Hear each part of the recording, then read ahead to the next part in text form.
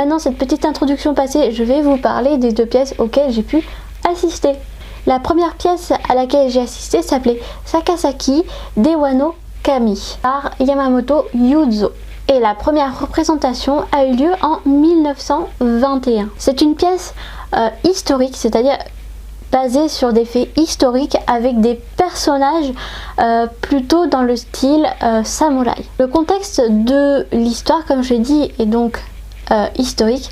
C'était en 1615 lors de la bataille au château de Osaka. Voilà, il y avait à Osaka il y a un château et en fait il se trouve que dans ce château il y avait une princesse qui était prisonnière, la princesse Senhime, et le shogunat en fait annonça que la personne qui pourrait aller sauver sa petite fille dans le château pourrait ensuite l'épouser. C'est alors qu'un samouraï du nom de Sakasaki part prendre le château et sauver la princesse. Malheureusement, pendant ce sauvetage, le château prit feu et le samouraï fut brûlé sur toute une partie du visage. Senhime étant une princesse assez moderne, assez actuelle, elle ne veut pas en fait respecter la parole donnée par le shogunat et elle ne veut pas épouser un homme parce qu'on lui oblige, mais parce qu'elle veut être amoureuse.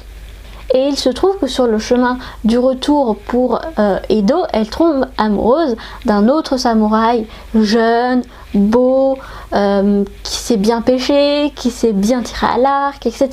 Après de nombreuses supplications envers le shogunat, elle arrive finalement à ses fins en ne se mariant pas avec le samouraï qui l'avait sauvé. Le shogunat, à travers son conseiller principal, annonce au samouraï brûlé qu'il n'épousera pas la princesse et que personne n'épousera la princesse.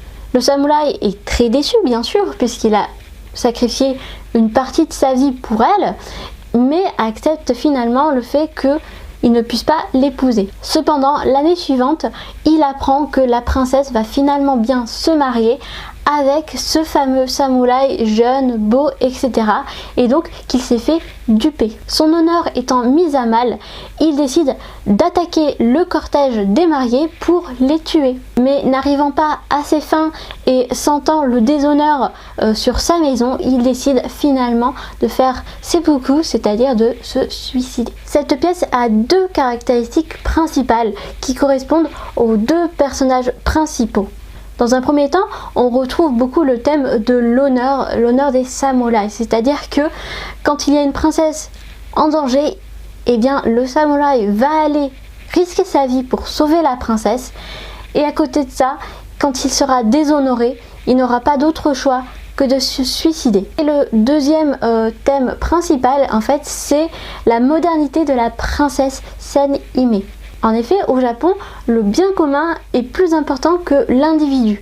Sauf que cette princesse Senhime, elle, est très égoïste. En tout cas, pour les Japonais, elle est considérée comme très égoïste puisqu'elle préfère ne pas suivre l'honneur, suivre les ordres dictés par le shogunat et plutôt aller au-devant de ses attentes personnelles et épouser quelqu'un qu'elle aime et qu'elle veut plutôt que quelqu'un qui l'a sauvée. Et cette caractéristique est considérée comme très moderne. Maintenant, on va passer à la seconde pièce auquel j'ai pu assister, Kuchukage Tokijiro de Hasegawa Shin. La première représentation a eu lieu en 1928 et en fait c'est une pièce de kabuki assez connue parce qu'elle a été adaptée à de nombreuses reprises à la télé. Alors il faut savoir que cette histoire est beaucoup plus moderne puisqu'elle va parler de Yakuza. Au début de l'histoire, on découvre une famille constituée d'un yakuza nommé Senzo avec sa femme et son fils qui vivent dans une petite maison.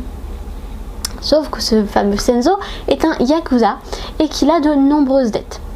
Ainsi, d'autres yakuza vont arriver chez lui pour le tuer parce qu'il a trop de dettes. Et parmi ces yakuza, il y a notamment Tokijiro. Après un combat au sabre entre Tokijiro et Senzo, Senzo finit par mourir. Les autres yakuza veulent tuer la mère et le fils. Tokijiro, lui, s'y refuse. Et il fait fuir les autres yakuza pour protéger la mère et son enfant. Ayant pris la vie du père de famille, il décide de partir avec la femme et l'enfant pour les protéger des yakuza. On les suit lors de leur cavale à travers le pays pour fuir les Yakuza, et à de nombreuses reprises Tokijiro va risquer sa vie en fait pour protéger cette famille. Finalement la femme de Senzo va mourir en couche parce qu'elle était enceinte et ne va pas survivre à son accouchement, et donc c'est Tokijiro qui va partir avec le fils, tel un père et son enfant. La caractéristique principale en fait de cette pièce de kabuki, c'est l'affection en fait d'un homme pour une famille qui n'est pas la sienne. En fait, par honneur, parce qu'il a tué le père de famille, il va s'occuper de cette famille et va même tomber amoureux de la mère et aimer le fils comme si c'était son propre fils. Voilà pour cette vidéo numéro 3, c'est terminé sur le kabuki. Je vous donne rendez-vous pour la vidéo numéro 4 avec mon avis sur les pièces et les dernières petites anecdotes que j'ai à vous raconter sur le sujet. Je vous retrouve très vite pour de nouvelles aventures au Japon. À bientôt!